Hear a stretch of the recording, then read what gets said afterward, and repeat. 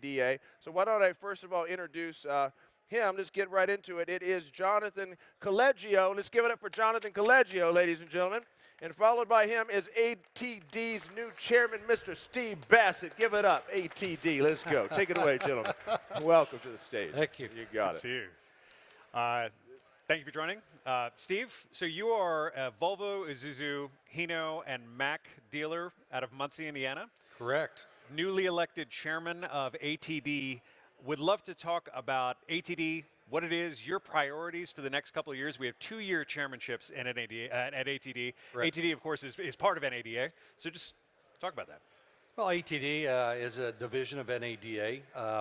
We love to be part of the car dealer brethren, but yeah, our priorities this year, we've got a continuing priority, which is federal excise tax. And the federal excise tax is something that's been a real onerous tax on our industry for many, many years. A lot of people aren't aware, but it was enacted like in 1917 to fund World War I at a rate of like 3%. It gravitated over the years. It's become part of the Highway Trust Fund. It's now 12% of the retail sales price on a heavy-duty truck. And before a truck ever leaves one of our lots and gets in a customer's hands, and before ever any miles put on the truck, it could be a $20,000 tax that goes to the federal government in order to fund the Highway Trust Fund. And it's a very inconsistent tax because it goes up and down as truck sales go up and down. And we think there's a better way to fund the infrastructure. And so we're fighting really hard with congressmen and senators and encouraging dealers out there to invite their local congressional representatives into their districts or into their dealerships and help fight this tax. And these B2B taxes, the government kind of likes these B2B taxes because there are fewer people that it impacts. So it also makes it a little bit more difficult to repeal. But you've been leading the charge on it. Yeah. One of the other things about this tax is that incredibly difficult to administer, correct? It's not just a simple... Well, I go back a long time, and back in the day, back in the early 80s when I started in the business, it was a 10% tax on the invoice. So we'd get the invoice of the vehicle and it would be a flat charge. In 1982, 83 time frame, they said it's going to go to 12% of the retail. And then at that point, that meant we had to, as dealers, collect the tax. And then we had to calculate it. And of course, there were discussions of what's taxable and what's deductible and stuff like that. So that is a hardship on dealerships today. And one of the craziest things about this tax is that in so many of these cases, we're talking about taxing American products. So this isn't, I mean, Volvo, Peterbilt, many of them are products made in the United States, and we're literally levying an excise tax on goods manufactured in the United States. Well, make it worse, it is the highest tax leverage on any product, federal excise tax on any single product, cigarettes or whatever it is. But yeah, it's a big deal for us. Incredible. Let's talk about the state of the industry. One of the things that one of your predecessors, Steve Parker, told me a long time ago. He says, if you want to know where the economy is, look at trucking because it's a leading indicator. What are you seeing in terms of sales? The same thing, and Steve's a good friend, and I totally agree. I was taught years ago that we're a bellwether of the economy. So when we start to see truck sales start to slow down, then 6 months later, the economy starts to slow down, and it kind of works in reverse. But yeah, we've come off, right now we're coming off the second best year in our history. I think 2006 was the best Class 8 semi-truck sales year in the history of the U.S. And we were up, I think, 8% last year over 2018, so it's a great year. This year's going to be a significant drop-off, and it's going to be off 25, 30%, somewhere in that neck of the woods. It sounds like a cliff event, but it's really not because we were at a rate that was unsustainable before, and we couldn't continue at that rate. The suppliers struggled, manufacturers struggled. We couldn't get the trucks timely, and lead times were out for maybe a year. And so now we're just kind of normalizing back to a normal number. Now, if you told auto dealers that sales were going down by 25%, it would be, 4-alarm fire. Exactly. Differences between the truck dealing and that the truck dealer business model and the car dealer business model. You're doing a lot more B2B, a lot more fleet, and a lot more service. Can you talk about those differences? We're fortunate in our industry that compared to the car dealers, we have a higher service absorption. So what I mean by that is what percent, or basically how much of our gross profit in parts, service, and body shop will cover all of the expenses of the operation. which means if you were 100% covered, you wouldn't have to sell a new truck in order to break even. And in our case, truck dealers average, I can't tell you the number, but it's somewhere like 100 to 110%. And car dealers, I believe, is maybe 30% less than that. And the car dealers would like to see that, is what I understand. So it does make it easier in downturns, because when your car sales or your truck sales are down, we've got the parts and the service and the body shop that we can rely on. Now, we were talking backstage about the competition. On the car side, about 35% of services handled at the dealership, and the rest is competing. You know, there's a lot of competition among the independents. What does that look like on the truck side? Talking about service? Yeah. On the service side, historic numbers on our side, I don't know what they are today, but we might find that only 20-25% of the service work after warranty comes back into our dealerships. And so it's a real opportunity for us to go out there, because there is a lot of competition, whether or not it's I mean, you know, a lot of our truck dealerships are located on interstates, and so we could have competition with the truck stops or a tire chain or something like that.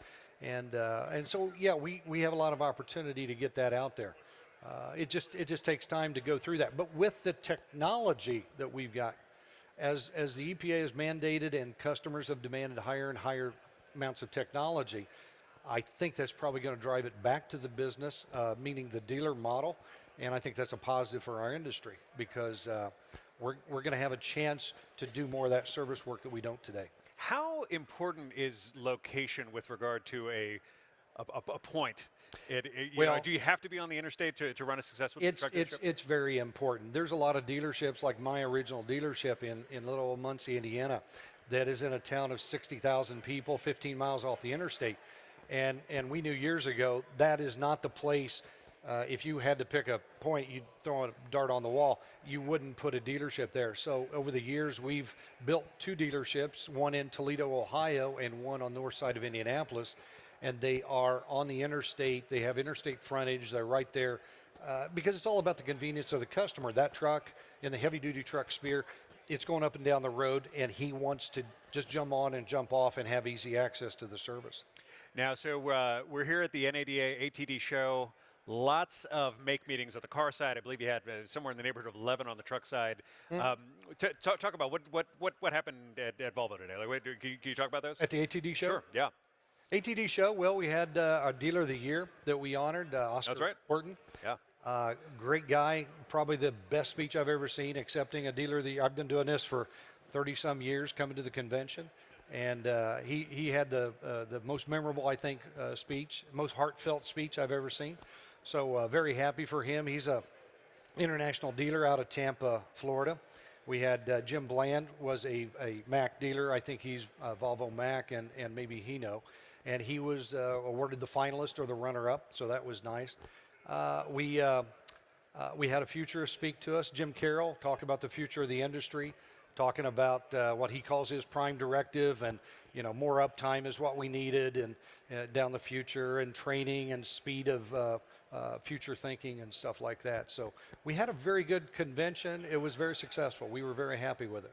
One of the key benefits for a member of ATD or a member of NADA, they're represented. These dealerships are represented by NADA and ATD with the manufacturers in meetings centering around the results of the dealer attitude survey.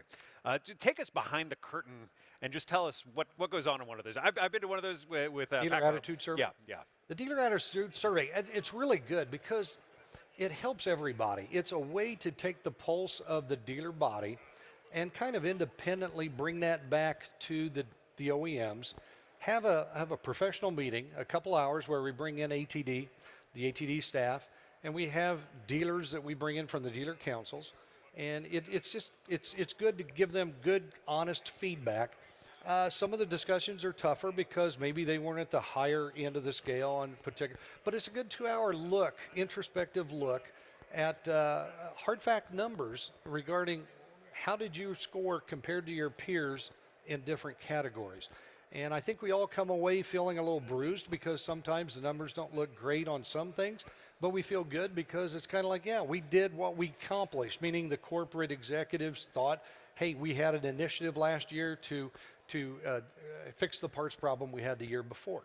And I think they feel happy with that too. So I think it's embraced by the OEMs, and it's a good process. So they'll go in, and the survey will say, hey, how does this manufacturer line up on parts and service that regional people that you work with, and they might see a score ranging from, I don't know, 30 to 100%. How do the OEMs receive that information? Are they all receptive of it? Depends if they score well or not. It depends. No, it all depends. I mean, they appreciate the fact because we can drill down and say our field representative calling on us in the parts side, hey, he's really good. And we have the benefit, if we've got other brands, to really compare, maybe this brand versus another brand and say this guy's really a superstar. And then we rate him really high. And when you put it all together amongst the entire dealer network, and let's say you have 50% of the dealers out there, and that's 100 surveys, whatever it is, it gives a meaningful response to the corporations to say, hey, okay, this is not just one dealer complaining or applauding us. This is what the whole industry is, or our dealer body is going to tell us. One of the things, I mean, you guys are so focused on fixed ops, you can't go to a corner of this convention without hearing something about technicians, the looming technician shortage.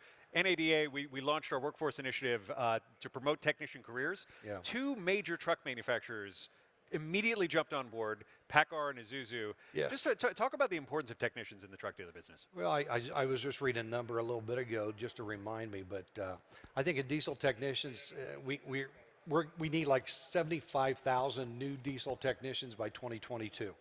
And it is a huge issue. So like I said in my speech yesterday, the workforce initiative that ATD and NADA put out is a great step. And like we heard in a board of directors meeting a few days ago, it was like the first of its kind, and a lot of other people may be looking at it. It's very important. Our workforce recruitment and our workforce retention is probably the single biggest issue anybody in this building has today. And it's been that way for many, many years. It will continue. It's not going to go away. So we have to get creative. We have to reach out and do things that we've never done before. In my particular case, I'm going to shortly open up a training center where I will bring people into the industry that have not been hand raisers in the past to say I want to be a technician, but they may be a barista at Starbucks, or they may be a work at Target, and we may identify them as having potential and approach them, and then provide them with maybe a living wage and provide them with some entry-level training without saddling them with all that debt. And so you got to get creative. That's just one way to do it. But the workforce initiative with all the availability of resources of NADA and ATD, it's a great step in the right direction. Now, have you seen truck dealers get involved with vocational training programs and community colleges in their communities? We hear about that, the importance of getting involved in an advisory committee. Do you see that happening among truck dealers? I see it happening, but unfortunately it's inconsistent because we get tied up with other things. Sure. So to have a consistent day after day focus on that, I mean, yeah, we go to a seminar and we hear this, and I'm speaking on one person here, but you go out that direction, and then the next thing you know, unfortunately, it's kind of lost its luster, and you find out that you got away from it. We need to have a more consistent. That's where the NADA and the ATD can help us, because it's in your face every day. It is out there every day. Instead of just being left up to a dealership to feast or famine one day to the next and forget about a program, we're hoping that program is going to be out there reminding us every day. We have to be talking to the college. We have to talk to the high schools and the vocational programs. We have to invest in these kids, because that's where the future's at. That's great. You'd mentioned, just kind of in passing, that you are, as chair of ATD, a member of the NADA board of directors. That's right. I said sometimes I get the sense that people view the NADA board meetings as kind of like a papal enclave or like a conclave or something like that. So again, pull back the curtain. Just talk about your experience on the NADA board. Well, I've only attended 2 meetings, and it is daunting the first time you walk in the room. I mean, there's 100 and some people in the room, and it's a little different for us, because I have to tell you, on the NADA side, there's a director pretty much for every state and every metro, or not every metro, but 4 or 5 metro areas, and then other directors at large and stuff like that. But on our side, on the truck side, we have, I can't tell you, a handful, 10 directors, I think it is, but it's set up by brand. So in other words, we have a Volvo truck dealer representative, line representative. We have a Freightliner representative, an international truck. And so we have a very smaller group, and so when you get put into that big world of the big NADA director meeting, it is overwhelming when you first walk in the room. Let's just talk a little bit about Drivetrain if we can, and all kinds of alternative powertrain technologies. On the truck side, batteries are so heavy. Where do you see the future? Is it going to be remain in diesel? Is it electric, hydrogen? There's a lot of different options. The future's coming. We just don't know when. It's coming, and it's one person's view. Yeah, internal combustion engines are going to be here. Diesel will be here for the foreseeable future. How long will it be here? Nobody knows. Is it going to be 2050, 2040? Who knows when it's going to happen? Electric is coming. I know in 2 or 3 manufacturers, our brand was one of them, that it is coming this year, and they're rolling out electric. But it's going to be in limited operations. It's going to be in where it can be home at night. It's going to be in ports. It's going to be in refuse operations and stuff like that, where it's a little more controlled. So probably less in the long haul, more in the medium duty, maybe? Yeah, medium duty is going to be more important than it could be in heavy, but eventually it will get there. Battery technology, I think, is going to have to significantly improve before you can get that range anxiety away from the equation. So it's coming. It's just a matter of when. So as dealers, we have to prepare ourselves. That's one of my concerns, is to make sure that we protect the franchise dealer model and look out for the future. Like I said yesterday, far down the road, we have to look to see what's coming well down the road. You mentioned early on priorities being primarily the federal excise tax, repealing that insofar as possible. Any other things? My biggest one, and I'm glad you brought it up, is and I'm as guilty as anybody, using the benefits that we already pay for.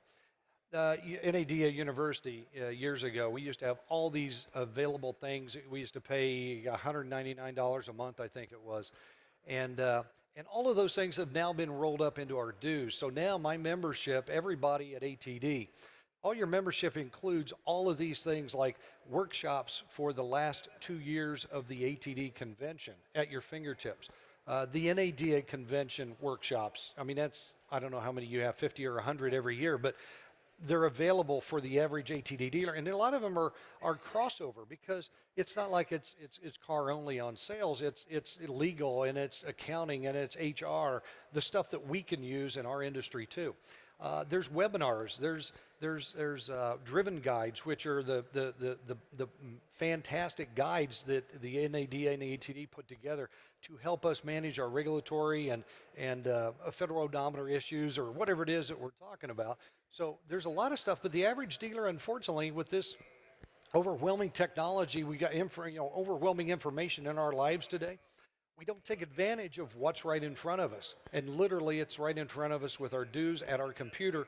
And one of my priorities is I need to get dealers to utilize what they're paying for. Increase engagement. Exactly. Yeah. Exactly. Among not only coming to the ATD show, but all of the different offerings. Exactly. Have you...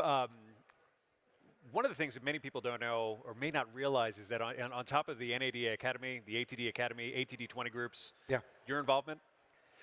I actually was part of my involvement on the. I've sent 2 people to the Academy in the last few years, and it's phenomenal training. In fact, I went to something people might remember called General Motors Dealership Management Development, I think is what they called it, in Flint, Michigan, back in the 80s, and that was a predecessor to the Academy. You didn't have it back, as I recall. And it was great training. It was 4 weeks of just absolutely understanding everything about a dealership you could possibly go through. Now you've got a 6-week program on the ATD Academy side. So we've participated in that. On the 20 group side, I was a member of a 20 group, not an ATD branded 20 group, for about 30 years, 25 years. And then I morphed that group. We transitioned it over to ATD. And I have to tell you, not just because I'm on the stage, but the composite and everything is just to die for. What we've got with the 20 group that we've got today, the information we've got at our fingertips is just phenomenal, and it's a great resource. So I've been promoting it to whoever I talk to. That's great. Steve, thank you so much for spending your time here. Thanks for your time. You learn more, folks watching online, learn more at atd.org. You can also sign up for the weekly ATD Insider newsletter, also at that website, atd.org. Thank you all very much. Thank you. Thank you. All right. Thank you very much, gentlemen. Appreciate that. Congratulations again. Appreciate you very much. Thank you, my friend. Thank you, Jonathan. All right, folks, happy you guys are here. Let me look at my clock. What's going on? So in about 10 minutes, we may do it a little bit earlier, as a matter of fact, so hang with us. In 10 minutes or less is the right way to talk about it. I want to be eating one of those right now, by the way. That looks good, man. That's good stuff. But we are going to have our final official presentation happening here. I don't even like saying that, to be honest. It's a weird thing. He's telling me wrap it up. My producer's telling me wrap it up. Let me go faster. We're going to have our final show coming up. It's coming up really soon. We'll see you guys in about 10 minutes. We're going to announce the winners of the women's challenge. We'll talk to you guys soon. How's that? Good? See you soon. Okay, bye. Cheers. Thank you. Thank you. Got to wrap it up sometimes.